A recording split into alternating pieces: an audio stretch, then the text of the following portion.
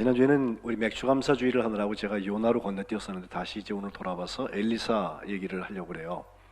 2주 전에 엘리야가 승천하면서 그 후계자에게 사명을 계승했다. 후계자가 성령이 당신에게 하신 일에 갑절을 내게 임하게 해달라고 더블 포션이라는 말을 했는데, 그것이 어떻게 일어났는지 현실이 되었는지가 이제 열왕기상 끝나고 열왕기 하에 주 기록이 되거든요. 근데 그것을 보면은 실제로 기적의 숫자만 보아도 엘리야에게는 8번, 그리고 엘리사에게는 16번이 일어난다. 제가 말씀 중에 잠깐 전한 일이 있습니다. 똑같이 행했던 기적들도 있어요. 예를 들어서 과부의 기름병이 계속해서 기름이 나오게 했달지, 또 죽은 아들을 부활시키는 일도 한 번씩 했고요. 승천하기 전에 겉옷으로 엘리야가 요단강을 가르고서 걸어갔는데 돌아올 땐 엘리사도 그 옷 가지고서 그거 하거든요. 뭐 이런 것들은 공유될 수 있는 이야기이기도 한데, 엘리야가 했던 기적 말고 엘리사가 했던 기적들이 따로 있습니다. 어떻게 보면 좀 개인적인 것 같기도 하고 어떤 것은 생각도 못한 일들도 일어나요. 오늘 앞에 열왕기 한 2장에 보면은 엘리사가 머리카락이 없었던 것 같아요. 그래서 꼬마 애들이 돌아다니면서 보고서요, 머리 없다고 용서하세요, 머리 없으신 분들, 대머리야 대머리야 그렇게 얘기했다가 엘리사가 그걸 보고서 저주를 해요. 저주를 했더니 암곰 2마리가 뛰어나와가지고 42명이나 애들을 죽여요. 이게 성경에 기록된 얘기입니다. 예? 요즘 같아서는 그게 무슨 기적이 그런 게 다 있어 그럴지 모르지만은 그때 시대상에서 특별히 하나님의 사람을 통해서 하나님께서 얼마나 귀하게 하나님의 소망들을 이루어 가시는지에 대한 반증으로 보면 뭐 없을 일도 아니다 하는 생각도 듭니다. 이것을 비롯하여서 수많은 기적들 중에서 오늘 전 여러분들하고 모압과의 전쟁에 일어나는 일 하나를 열왕기 하 3장에서 보고 싶습니다. 엘리야는 핍박을 많이 받고 도망을 많이 다녔죠. 그래서 뭐 강가에 가서 숨었다가 또 무슨 까마귀가 주는 거 얻어 먹기도 하고, 그리고 그냥 뭐 여기저기 숨어 있다가 나중엔 저 남쪽에 호렙산까지 가가지고요, 그리고 외로운 시간들을 많이 갖고 아주 반골 중에 반골이에요. 거의 유배하듯이 살았다고 생각하시면 딱 맞습니다. 그런데 하나님께서 글을 쓰셔서 하나님의 역사를 이루셨거든요. 이에 비해서 엘리사, 갑절의 역사를 이루게 되는 엘리사는 사마리아 도시를 그렇게 많이 떠나지 않습니다. 물론 뭐 갈멜산도 가고 오늘 본문에 저 밑에까지 에돔 광야에 나타나는 일도 있습니다만은 대체로 그쪽 주변, 북왕국 이스라엘의 수도 주변에서 이런 것으로 보아서 위치로 볼 때는 그렇게 쫓겨다닌 것 같지 않은데, 그가 한 일을 보면 또 역시 사명이 계승돼서 하나님의 소망들을 이루는 것을 볼 수가 있습니다. 그가 엘리야의 뒤를 이어서 선지자가 되었을 때에 이제 그가 처음 만나는 왕이 여호람이라는 왕인데, 그 오므리 왕가의 오므리 다음에 아합은 주로 엘리야하고 맨날 싸움이 났었죠. 예. 아합의 부인 이세벨이라는 여자가 어디서 그냥 바알 신앙 이런 거 갖고 들어와가지고서 나라를 전부 우상 숭배가 하게 하고 선지자들 막 800명 이상씩 키우고 말이에요. 이런 이상한 일들을 하고 자기 세력을 막 그냥 나라 안에다가 이렇게 만들어가지고 하나님을 믿는 사람들에게 정말 바이러스와 같은 일들을, 그것도 가장 중요한 왕의 부인이 그 짓을 해가지고 아합 왕과 이세벨은 이스라엘 역사에서 정말 나쁜 왕으로 우리에게 기억되고 있습니다. 그런데 그 다음 때를 보면 아합은 22년 동안에 그냥 비교적 정치는 잘했다고 그랬어요.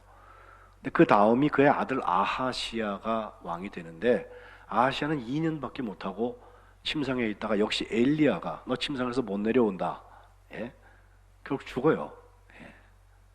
그리고 나서 그 형제가 되는, 아들이 없어서 형제가 되는 요람 혹은 여호람이라고 하는 오늘 본문에 그 왕이 나오는데, 여호람이라는 말은, 람이라는 말이 히브리어의 룸이라 해서 높인다는 뜻이거든요.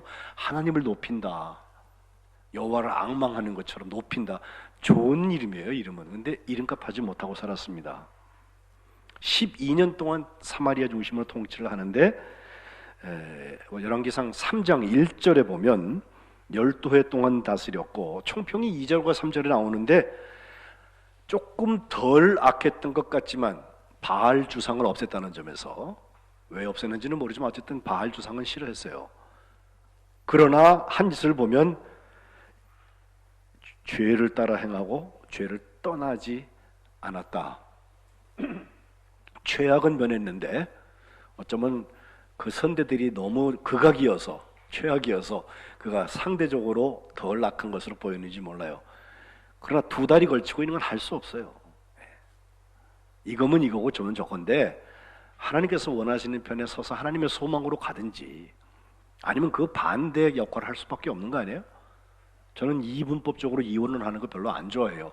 그래도 경향으로 볼 때 그렇다는 얘기예요. 이제 4절부터 보면은 모압 왕 메사라는 사람이 나옵니다. 이 메사라는 사람은 참 독특하게 우리에게 성서 고고학에서 좋은 자료를 하나 주고 있는데, 그것이 메사 비문이에요. 예. 후대에 발견이 되었습니다마는 무려 기원전 9세기경에 기록된 우리 광개토왕비 같은 그런 비문인데, 거기 보면 많은 글자들이 그게 깨져가지고서 나중에 두드러 맞히고 아직 이제 복구가 안 된 부분도 있고 그렇습니다만은, 대체로 읽어보면 분명히 써 있는 글씨들만 볼 때에도 거기에 바로 이 아합의 오므리 왕조에 대한 얘기가 나와요. 그래서 일반 공고학에서 발견된 그런 비문으로 성경의 인물이 나오는 최초의 것입니다. 그 비문 아주 유명한 역사적인 가치가 있는 그런 비문인데, 거기에 보면은 오늘 열왕기상 3장에, 열왕기하 3장에 나오는 이야기와 조금 달리 기록된 부분도 있어요. 그쪽의 입장에서 보면은 또 자기의 왕이 이만큼이만큼 잘했다는 얘기 하려고 하다 보면은 조금 팩트 체크가 안 되는 부분들이 있긴 있어요. 그러나 그가 자기가 섬겼던 그모스라는 신, 게모시라고 그러는데, 그 신을 얼마나 열심히 섬겼는지는 잘 나와요. 자기의 아들, 그리고 자기 나라 밑에 있는 에돔의 왕의 아들도 거기에 제사로 지내버려요. 예. 말 그대로 카니발리즘이죠. 죽여서. 예. 그런 잔인한 짓을 하면서까지 최선을 다해서 그모스 신을 섬겼는데, 그 그모스 신이 그를 정말 좋게 봐주었는지 늘 이래서 이겼고 저래서 회복되었고 뭐 이런 얘기들이 거기에 기록되어 있습니다. 실제로 오늘 4절 본문 앞에 나오는 3장 4절에 보면 양을 치는 자라, 목축을 하는 민족이었는데, 그 목축 민족이면서 모압 땅이라는 곳이 우리가 잘 아는 소돔과 고모라, 거가 굉장히 좋은 벌판이에요. 풀이 많고. 또 그리고 그 소알이라고, 나중에 소돔과 고모라가 유황불 심판받을 때 도망 나왔던 조그만, 작다는 뜻을 가지고 있는 소알이라는 그 곳도 바로 그 사해바다 바로 동쪽에, 동남쪽에 있는 그런 지역이라고 보여지는데, 어찌하든지 지금까지는 새끼양 10만 마리의 털, 그리고 수양 10만 마리의 털을 이스라엘 왕한테 조공으로 바치는 관계였는데, 5절에 보니까 아합 왕이 죽은 다음에 이 사람이 배신합니다. 나 우리 이제 조공 안 한다고. 예? 그래서 뭐 2년 동안 잠깐 있었던 그 아하시아 왕 말고 그 다음 왕이 형제간인데, 요람이 오늘 얘기하는 여호람이라는 왕이 되어서는 이제 이것을 다시 회복하기 위하여서 오늘 7절에 보니까, 오늘 본문 앞에 나오는 7절에 보니까 유다 왕, 남왕국이죠, 여호사밧이라는 왕한테 찾아가서 같이 가자고 청해요.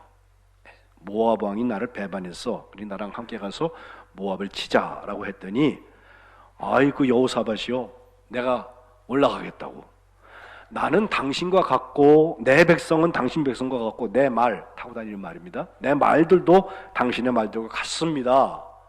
이렇게 얘기하면서 동맹의 얘기를 합니다. 남과 북이 지금 나뉘어서 살고 있는 건 또 뭐고, 이럴 땐 또 같이 만나요. 예? 그런데 그렇게 되게 된 동기가 하나 있는데, 여호람이라는 이 왕과 남쪽 여호사밧 18년 먼저 되었던 그 왕은 정략 결혼한 가문 간의 사돈 관계예요. 여호사밧의 며느리가 자기 아버지 와합, 북왕국 아합 왕의 딸 아델랴라는 여자예요. 예. 그 이름이 그 여호람이라는 사람이 남왕국에 바로 그 다시 나오기 때문에 늘 헷갈리는데 여호사밧의 아들이 여호람이거든요.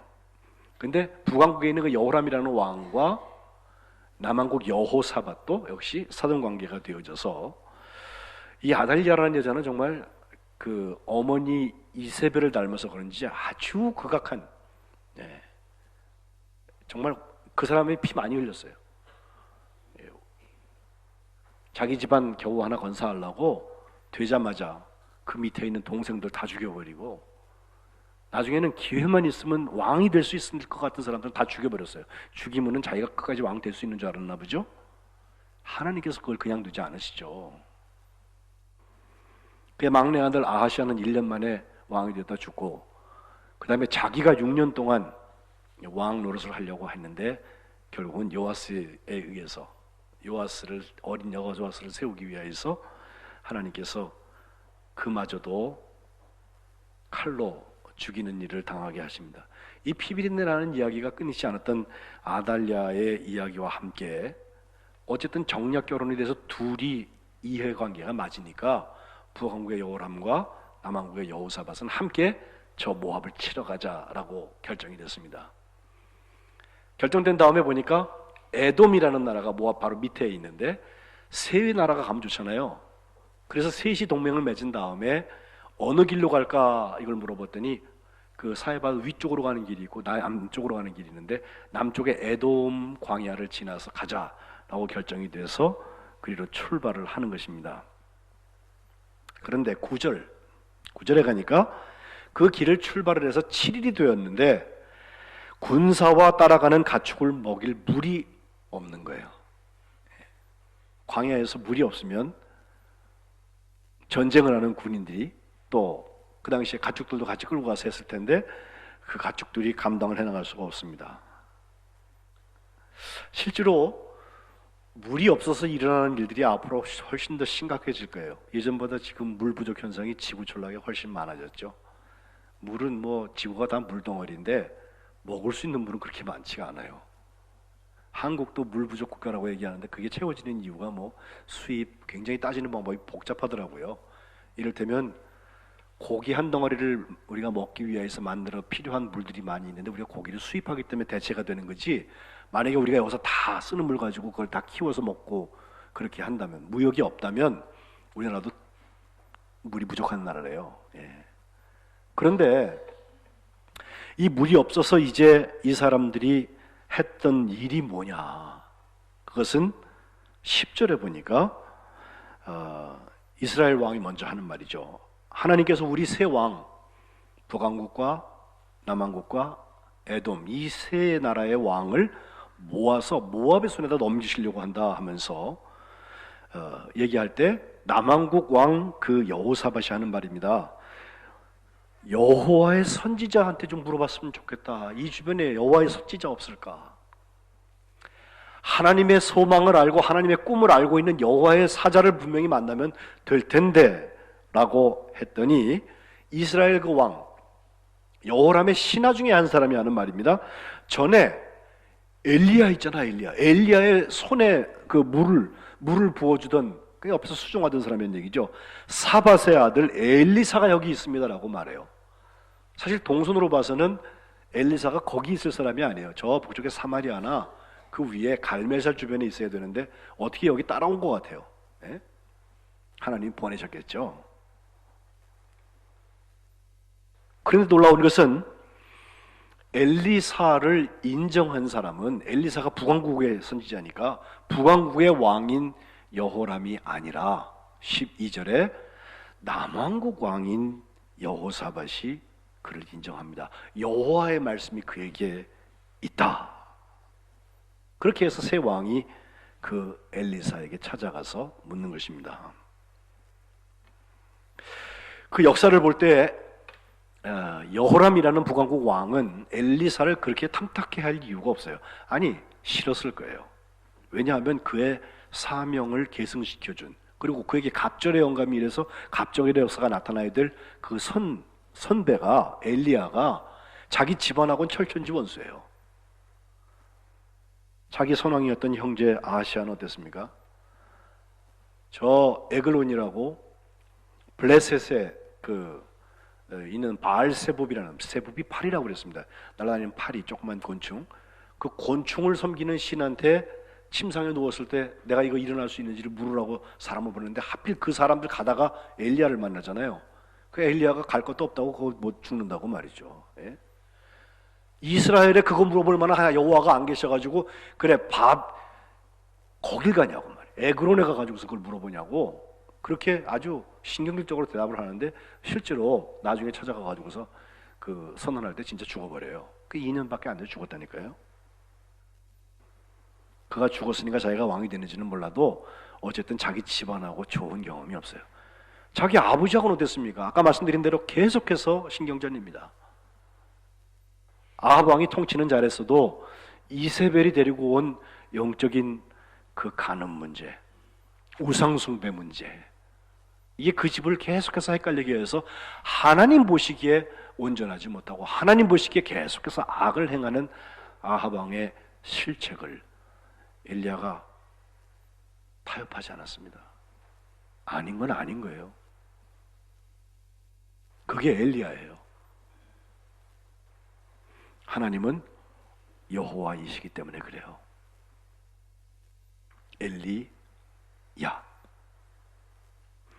엘리야만 나타나면 아버지 아합에게는 얼마나 마음이 불편한지 몰라요.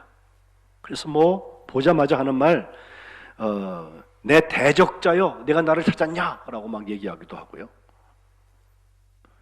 막 아주 굉장한 언성이 높여지는 그런 얘기들이 일어나는데 열왕기상 21장에 가보면 네가 나를 찾았냐라고 말할 때 엘리야도 지지 않습니다. 내가 찾았다. 내가 네 자신을 팔아먹고 여호와 보시기에 악을 행했잖아. 그러니까 내가 여호와의 말씀이 내가 재앙을 내게 내려서 너를 쓸어버리는데 네게 속한 남자들 이스라엘 가운데 다 멸해버릴 거다. 하나님 그렇게 말씀하셨다고 아주 강하게 말해요. 너와 내 아내 이세벨은 결국 걔가 너의 피를 핥게 될 거다. 죽은 다음에. 이 말을 듣고 아합이 회개했을 때 하나님께서 그래도 겸비하고 낮추는 아합을 불쌍히 여기셔서 아합 때에는 실행하지 아니하고 그 다음 때, 지금 이 아들 때입니다. 거기에 이런 일들을 재앙을 내리겠다고 결심하신 것을 봅니다. 인정해주고 싶지 않은 엘리사인데 엘리야의 후배이기 때문에 오늘 본문 13절 시작에 보면 여호람이 어쩔 수 없었어요. 다급해요. 엘리사는 보자마자 그에게 한마디 합니다. 내가 당신하고 무슨 관계가 있습니까? 당신의 아버지 아합의 선지자나 당신의 어머니 이세벨의 선지자한테 가서 물어보지 왜 나를 찾느냐고 그랬더니 여호람이 하는 말, 그렇지 않습니다. 여호와께서 우리 새 왕을 불러서 모압의 손에 넘기려고 하시지 않냐고. 그랬더니 엘리사가 하는 말, 내가 섬기는 만군의 여호와 하나님, 그분의 살아계심을 두고 맹세합니다. 내가 지금 당신 말고 저 남왕국 유다 왕 여호사밧 그 얼굴 보는 게 아니라면 당신 쪽 쳐다보지도 않을 거야. 당신하고 관계 없어. 아주 무시하고 넘어가고 있어요. 이게 같은 나라 사람인지 모르겠어요. 예? 그러면서 15절에 검은고 탈자를 불러오라고. 이 검은고라는 게 우리가 얘기하는 우리나라의 검은고라고 생각하시면 안 돼요. 어쨌든 현악기인 건 분명한데 대체로 수금이라고 잘 번역되는 나간이라는 말을 쓰는데 이 수금을 잘 탔던 사람이 다윗 왕이죠. 그가 수금을 타면서 자기의 손왕인 사울 왕의 악신을 쫓아주기도 하고, 아마 그 수금에 맞추어서 많은 시편 150편의 반을 그가 쓰게 되는데 쓰지 않았나 생각을 합니다. 또 그 선왕이었던 사울도 사무엘상 10장에 가보면 5절에 하나님의 산에 이르러서 거기서 성읍으로 쭉 들어갈 때 선지자 한 무리가 쭉 내려오는데 비파, 소고, 저, 피리, 수금, 이 수금이 그 현악기예요. 이걸 타면서 앞세우면서 예언을 하면서 내려오는 것을 너희가 만나게 될 텐데 그때 여호와의 영이 네게 크게 임한다. 네가 그들과 함께 예언하고 변하여서 새 사람 될 거다 라고 하나님께서 말씀하시는데 실제로 그렇게 돼요. 그래서 사울이 막 예언하는 걸 보고 사람들이 야, 사울도 선지자냐? 이런 말이 생겼다니까요. 그런데 오늘 본문 15절에 보니까 검은 고 타는 자가 검은 고를 탈 때 진짜 중요한 얘기는 검은 고가 아니라 여호와의 손이 엘리사 위에 이미 있었다는 거예요. 이것이 소망입니다. 우리 찬양대가 찬양을 하고 뭐 건반악기도 괜찮아요. 또 우리 교우들이 같이 회중 찬송을 할 때 여호와의 손이 우리 가운데 임하시기를 축복합니다. 그 야훼, 야드라는 것은 손인데 제일 그걸 쉽게 번역한 것들은 능력이라고 번역했어요. 훨씬 더 능력이라고 번역한 데가 많아요. 하나님의 손이 함께 하시면 하나님의 능력으로 하나님의 소망의 문들이 열리는 거예요. 16절에 보니까 하나님께서 이제 말씀을 주시는데 이 골짜기의 개천을 많이 팔아 이렇게 말씀하십니다. 뜬금없는 이야기입니다. 마치 엘리야가 3년 가뭄을 그치기 위해서 저 갈멜산 꼭대기에 가가지고선 머리를 무릎에 집어넣고서 기도했다고 했는데 기도하다 말고 자기 몸종한테 야 저쪽 바다 쪽 가서 보고 와라. 봤더니 아무것도 없는데요. 그래 또 가. 또 기도하면서 또 가. 7번을 하게 되는데 마지막 7번째 갔을 때 그 종이 저 멀리 바다 끝에 손만한 구름 조각 하나 있는 게 보이네요 라고 말했거든요. 엘리야는 그 손만한 구름 속에서 큰 비의 소리를 듣는 거예요. 됐단 말이에요. 가서 아합 왕한테 얘기하라고 내려갈 때 비의 길을 막히지 않게 하기 위해서 마차를 준비해서 가라고 큰 비의 소리가 들린다고 말했거든요. 이 골짜기 개천을 많이 파노라고 하는 이야기는 17절에 너희가 바람도 보지 못하고 비도 보지 못하지만 이 골짜기에 물이 가득하여져서 너희와 너희 가축과 짐승들이 그 물을 마시게 될 거다라고 하나님께서 예고편 주셨단 말이에요. 여러분 우리가 소망의 두 번째 키워드가 제가 비전이라고 자꾸 말하는데 진짜 비전의 사람은 우리가 비저너리라는 말을 써요. 마치 미션이 미셔너리라고 말하는 것처럼 드리머, 비저너리, 그리고 미셔너리 이렇게 셋을 말하면 좋은데 비저너리는 누구냐? 남들의 눈에 안 보이니까 내 눈에도 안 보입니다라고 말하는 사람이 아니에요. 분명히 바람도 보지 못하고 비도 보지 못해요. 남의 눈에도 안 보이고 내 눈에도 안 보여요.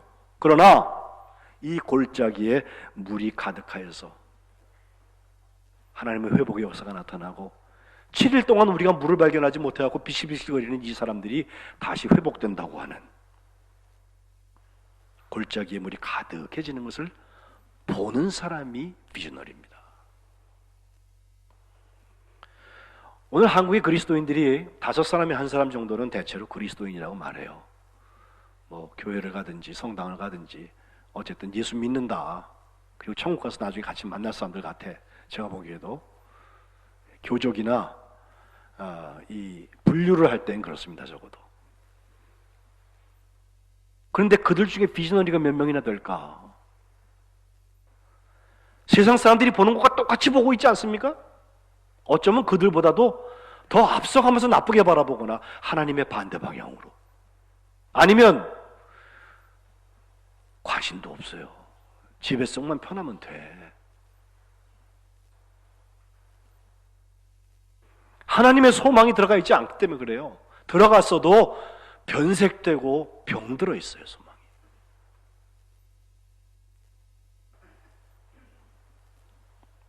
성경의 대표적인 비저너리 하나는 에스겔입니다. 지금 우리가 금요일마다 사도 요한을 통하여서 계시록에 7 교회에 주신 소망에 대한 얘기를 2번 보았고 앞으로 5번 더 할 텐데 제가 하면서 그 반모섬에서 비전을 보고 있는 비저너리 사도 요한을 생각을 해요. 자기가 만들어낸 글이 아니라 하나님 보여주시는 거예요 자꾸. 예? 그런데 에스겔 37장에 가보면요 하나님께서 환상 한번 보여주시기를 어느 골짜기에 내려갔는데 골짜기에 뼈다구가 그냥 다 말라 비틀어져서 죽은 지도 오래된 것 같아. 다 썩어 문드러진 뼈만 남은 것들이 그렇게 잔뜩 있는 곳을 데려갔어요. 그리고 하나님께서 물어보십니다. 에스겔, 저 뼈들이 능히 살겠냐? 그 에스겔 말이죠. 아유, 저기 어떻게 살아요? 이렇게 말하면 입이 좀 방정인 것 같고, 또 하나님이 물어보시는데, 예? 그렇다고 살겠다고 말하다니 팩트가 아니에요. 이건 하나님께서 하실 일 앞에서 우리가 하나님 그거 안 돼요라고 쫓치는 것도 믿음이 없는 거지만, 아니 눈에 보이는 게 너무 뻔한데 그걸 아니라고 억지로 말하는 것도 이상한 거 아니에요? 팩트와 믿음 사이에서 소망이 병들고 있는 거예요.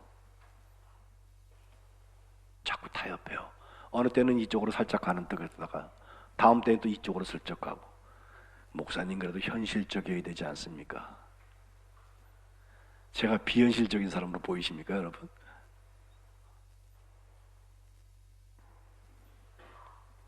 그런데 하나님께서 하신 말씀, 너는 저 벽다구들을 향해서, 마른 벽다구를 향하여서 에스겔 이제 대언해라. 내 말을 대신하란 말이에요. 하나님의 명령을 따라서 대언했더니 37장 7절에 소리가 쿠닥쿠닥쿠닥 나면서 뭐가 움직이기 시작하는데 이 뼈 저 뼈가 짝짝짝 들어맞더니 뼈들이 서로 연결되어지고, 가만 보니까 그 뼈에 힘줄이 생기기 시작하고 살이 오르고 그 위에 가죽이 덮였단 말이에요. 사람 모양 다 됐어요. 다시 아직 생기가 없었습니다. 하나님께 다시 생기를 대언하라고 해서 생기를 대언했더니 사방에서부터 생기가 와서 이 죽음을 당한 자에게 붙어서 살아나게 했단 말이에요. 결국 극히 큰 군대가 일어나는 환상을 보는 거예요. 그가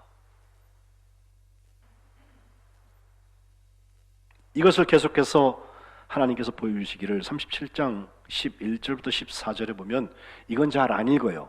맨날 마른 뼈의 환상이 어떻고 큰 군대가 됐다 끝 그러는데 11절부터 잘 보세요. 이 뼈들은 이스라엘 족속이라. 그들이 이르기를 우리의 뼈들이 말랐고 우리의 소망이 없어졌으니 우리는 다 멸절되었습니다. 웬 비관적인 소리는 그렇게 쉽게 하나 몰라요. 저는 부정적이고 비관적인 소리를 할 때 조심스러워요.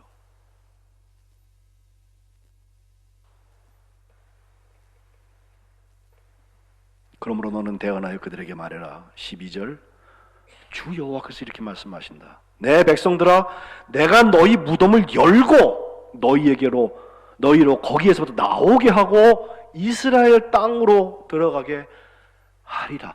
하나님의 회복을 소망하고 있는 거예요. 지금 이것이 마른 뼈가 극히 큰 군대가 되는 이야기입니다.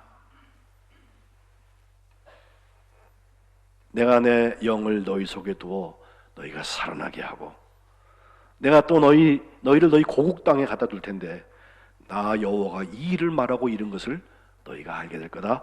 여호와의 말씀이니라. 도장까지 꽝 찍으세요.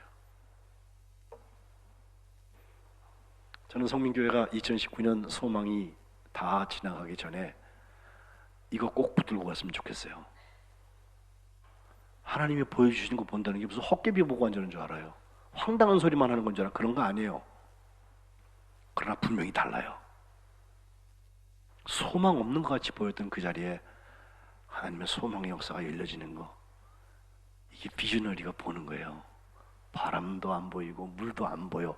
근데 여기에 물이 가득 찰 거다 말이죠. 엘리사는 이어서 하는 말입니다. 이거 하나님 보시기에 별거 아니야. 작은 일이야. 그 다음에 모압을 하나님께서 너에게 붙이실 텐데 18절 19절에 보면 당신들이 모든 견고한 성읍, 아름다운 성읍을 다 치고 모든 좋은 나무도 베고 모든 샘을 메우고 돌로 모든 좋은 것을 헐어버릴 거야. 니네가 이긴다라는 승리의 선언을 하는데, 이 승리는 앞에 있는 소망에서부터 연결되는 거예요.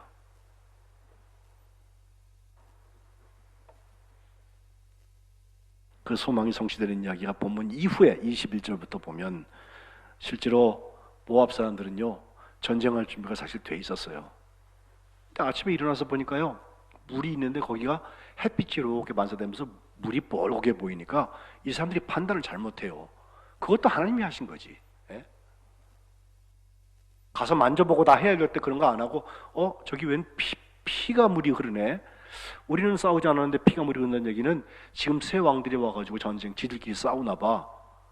그래갖고요 전투하려고 내려가는 길이 아니라 어디 놀러 가듯이 말이요 슬렁슬렁 내려가고 이거 이제 우리 가서 다 집어오면 되겠지 생각하고 갔는데 웬걸 거기는 아무도 싸운 일이 없고 지금 전쟁하려고 바싹 달아있어요.